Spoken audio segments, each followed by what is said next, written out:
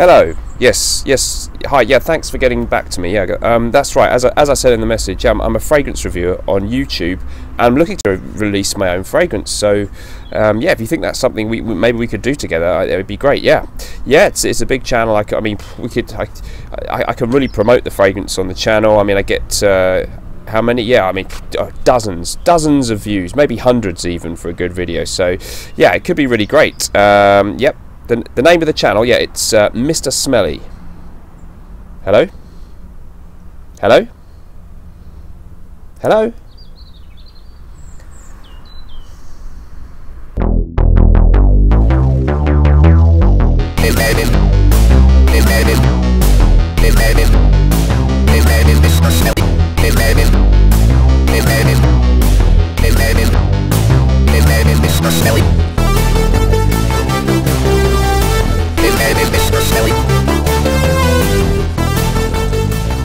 Hello everyone, welcome back to all of you in the Smelly Army. So shooting outside today with a white wall behind me.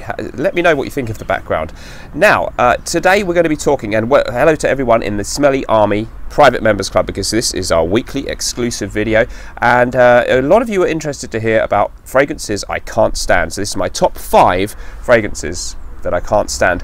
This was a bit tricky because, in all honesty, there aren't many fragrances, or really any, that I actually can't stand. Let me know if you have this kind of feeling, if you're the other way, in the comments below, because I do see other reviewers sometimes give really negative reviews on fragrances and really trash things, or maybe there are notes that they really don't get on with. I can't stand rose, or I never like lavender, I don't like oud, and I'm just not like that, in all honesty. So there's very rarely been fragrances that people have shown to me that I've smelled where I'm like, oh, get that away from me, I can't stand it. I remember when I was with Claire from the Smurfy Girly channel, there were some fragrances that she really used to be like, oh god, it's disgusting.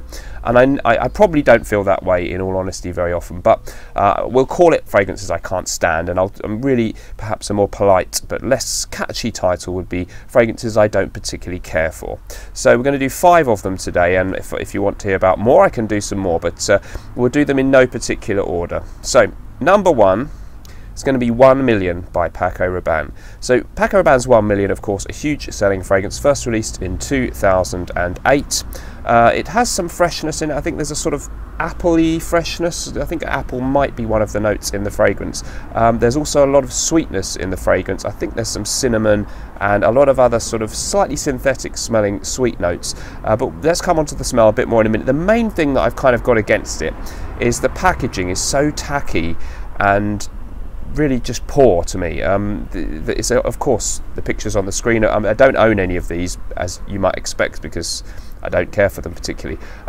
This gold bar thing is just so tacky, and it looks so cheap and plasticky to me. And it's, you know, the fragrance itself is anything but exclusive or hard to attain like a gold bar might be, because it's in every major, well, every shop that sells fragrances is likely to stock this one, or probably, as far as I know, all around the world, certainly in the UK. And there's a bit of snobbery coming in here, because I often see people in Boots, the chemist in the UK, which is just sort of high street place that sells fragrances, and maybe they're not people who are into fragrances, and they're like, oh, what are we going to buy for Dad, or what's that one you like, you'll have a couple, or which one was it you liked again? And you kind of almost know inevitably they're going to go, oh yeah, this is the one. 1 million or millions they call it, or something like that.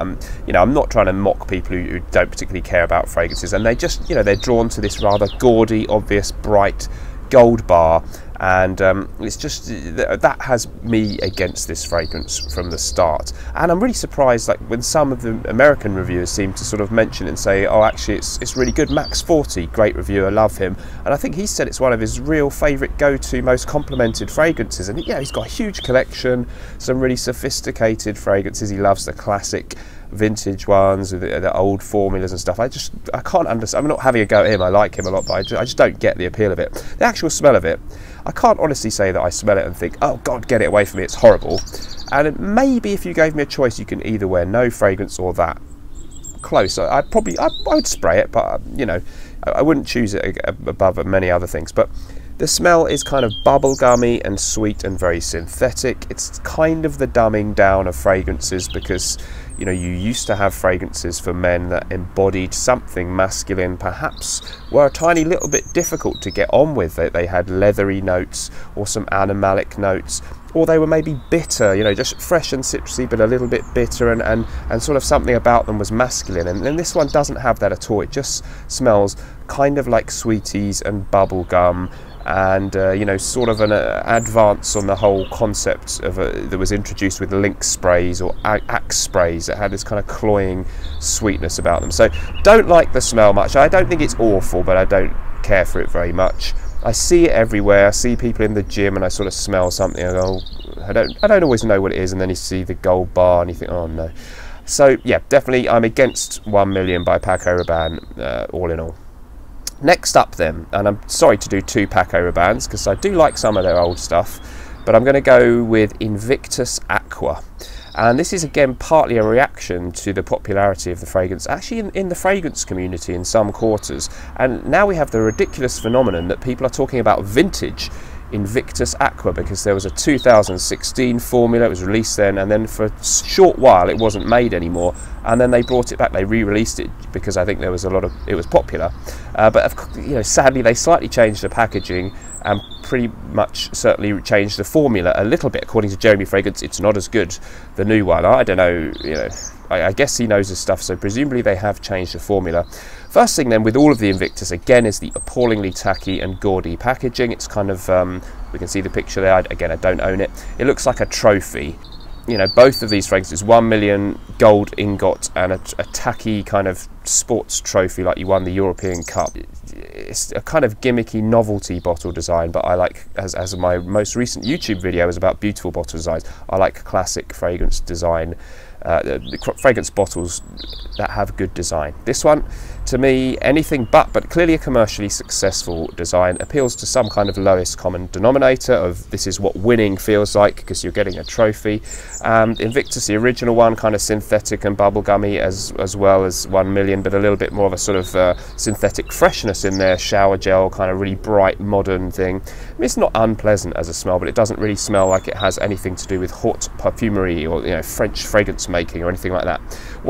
Invictus Aqua then, the kind of obvious, one of the obvious flankers to do a fresher, more aquatic version of the original one. Still has the bubblegum sweetness and this quite piercing synthetic aquatic kind of accord that has more to do with me. It reminds me more of a shower gel or deodorant type smell, not in an unpleasant way, but doesn't have any real complexity. Often you'll hear me in my videos say I like this fragrance because it's elegant and classy or refined, and this has none of that. It's just very simplistic, screechy and synthetic. Again, it's not unpleasant, but I don't care for the whole message that the whole thing that this fragrance embodies. It's kind of a fragrance aimed at people who aren't that interested in fragrances, and there's nothing wrong with those people being that way.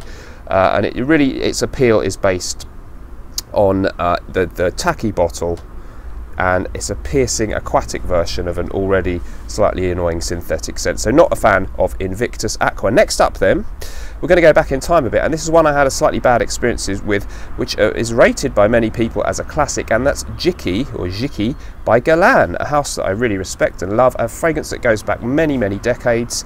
And this one has a lot of skunk and skank and I think civet in it. And I once sprayed this in a department store and decided to go for like 4 or 5 sprays on the same spot. Don't know why I did that. And it, you know, there's a lot of real great perfumery went into that fragrance, but the dry down for me ended up just being really skanky, and it was a baby's nappies kind of smell that I got off this, poopy. So Jiki for me, although I really respect Guerlain and think it's probably, if I'd got to know it in a different way, something about the way this one developed on my skin that day, it was a real stinker, and it was skanky and poopy, and I don't often get that in fragrances that are meant to be that way, but that one with a heavy application was, so I'm put off that one for life, sadly. Moving on then, this is another one that's much more easy to smell and enjoy in a way, but I just think it's rather redundant and such a boring release, and this is Bleu de Chanel Parfum. So we had the original Eau de Toilette from Chanel, Then they did an eau de parfum, and now there's something called parfum. It's a stronger concentration. The fragrance in itself is fresh and bright, a little bit shower gel-esque. In many ways, it was one of the first ones to bring us this kind of blue type fragrance that we now see in Dior Sauvage and so many other imitating fragrances that have this kind of modern, fresh ambroxan, perhaps with some, you know, some pleasant but maybe shower gel-esque freshness, which are okay really. But there's something about the Bleu de Chanel bottle to me, and the way that if you go into a Chanel selling place, they'll always say, "Have you tried Bleu de Chanel?" When even if you're going over and, you know, looking at Platinum Egoist or Chanel Pour Monsieur, it's kind of annoying. And the blue bottle, it's okay, but it's just a kind of all things to all people design with the bottle. You look at some of their classics like Antaeus, it's got quite a distinctive bottle design. It's a classy house, of course. Chanel, they've got some great fragrances. Chanel Pour Monsieur, great bottle design. Egoist, really great fragrance. And then you've got this kind of boring, mainstream, mass appealing scent from them. And now that this third flanker is just a bit too much now. It doesn't really have anything unique about it. Slightly different to the other one, a little bit deeper, more but heavy on the bass notes, but there's not a lot in it. Performance is quite good, but nothing amazing, and it just really turns me off. The you know, a house that I really enjoy so many of the fragrances by them, but of course, you know, they've got to make their money, and this boring release that they brought out, you know, in the old days they would, you know, they did Egoist, and then there was Platinum Egoist, which was really different. It was a flanker, I guess, but so different. Chanel Pour Monsieur, there were no flankers to that. You know, the Antaeus, they never did a flanker, but here in the space of 4 or 5 years, you've got 3 fragrances of the same bottle, almost just cynically saying, oh, people will buy that if they've bought the other one. The next Christmas, their family will buy them this one because it seems like an upgrade or whatever. So boring, boring, boring bottle, boring smell. Doesn't smell unpleasant. It is a good smell, but again, I'm not a fan overall of Bleu de Chanel, particularly Bleu de Chanel Parfum. And last but not least, then, a real classic, and this is Jupe, or Jupe, from Wolfgang Jupe, 1989 release.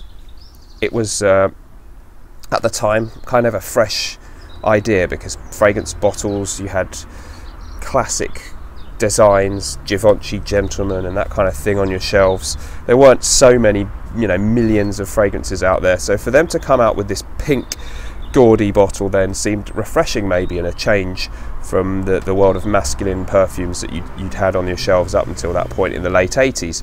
But I find the bottle just looks tacky, and it's not a good colour for a man's fragrance to me. It looks like something that you would expect to be like £2.50 in the normal shelves in your supermarket or something. I don't like the bottle design. I don't think the name sounds that good either. Jupe, it sounds silly and trivial, and the smell of it is so cloying, overly sweet. I think there's some cinnamon in there, there's patchouli and tonka, but what you get is this overwhelmingly synthetic, kind of a forerunner of today's modern bubblegum scents, but really cloying, not fresh at all. It sort of feels like you would spray it. Somebody who didn't have great personal hygiene might have this if they only owned one fragrance because someone gave it to them or something, and they might spray it when they couldn't be bothered to shower and create this kind of a, you know, sickly sweetness covering up a slightly musty, unwashed smell. That's the kind of thing I visualise with Jupe, so sorry if anyone's a fan of this one, but don't like the smell, don't like the bottle, and it just, yeah, conjures up the image of someone who's had the bottle for 3 years, sat in their bathroom, and it's now for sale on eBay for £5.50 for the last third of the bottle. That's my mental image for Jupe from Wolfgang Jupe, so I don't like that one. Cloying, sweet, horrible bottle, and the smell doesn't appeal to me. So let me know in the comments below, everyone in the Smelly Army Private Members Club, what are your most hated fragrances, the ones you can't stand, and what did you think about my choices? See you soon for another video over on my YouTube channel and in here. So take care of yourselves, keep in touch, and remember, whatever you're doing in life, let's project. Bye bye.